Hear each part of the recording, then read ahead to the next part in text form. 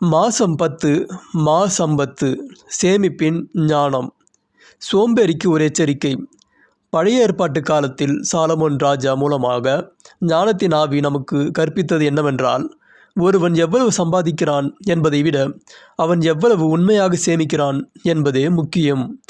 நம் முன்னோர்களும் மாதம் 10 ரூபாய் சேமிப்பதை மிகப்பெரிய சேமிப்பு, சம்பத்து என்று வலியுறுத்தி இருக்கிறார்கள்.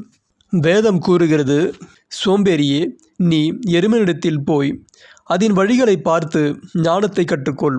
அதற்கு பிரபுவும் தலைவனும் அதிகாரியும் இல்லாதிருந்தும் கோடை காலத்தில் தனக்கு ஆகாரத்தை சம்பாதித்து அறுப்பு காலத்தில் தனக்கு தானியத்தை சேர்த்து வைக்கும்.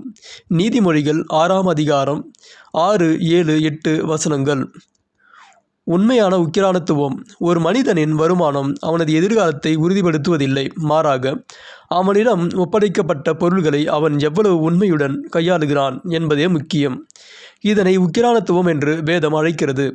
கொஞ்சத்திலே உண்மையுள்ளவன் அநேகத்திலும் உண்மையுள்ளவனாய் இருக்கிறான். லூக்கா 16ஆம் அதிகாரம் 10ஆம் வசனம் என்று ஆண்டவராகிய இயேசு கிறிஸ்து போதித்தார்.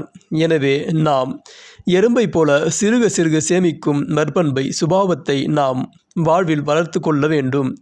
இது கஞ்சத்தனம் அல்ல, மாறாக வரப்போகும் காலங்களை உணர்ந்து நடக்கும் மெய்ஞானம். ஆவிக்குரிய படிப்பினை. காற்றில் விதையை இறைப்பவனைப் போல நாம் செலவு செய்யாமல் விவேகம் உள்ளவர்களாய் சேமிக்க வேண்டும். நாம் சேமிப்பது நம்முடைய தேவைகளுக்காக மட்டுமல்ல, தேவை உள்ளவர்களுக்காகவும் இருக்க வேண்டும். குறைச்சல் உள்ளவனுக்கு கொடுக்கத்தக்கதாக தனக்கு உண்டாயிருக்கும்படி தன் கைகளினால் நலமான வேலை செய்து பிரயாசப்பட கடவன். எபேசியர் 4ஆம் அதிகாரம் 28ஆம் வசனம்.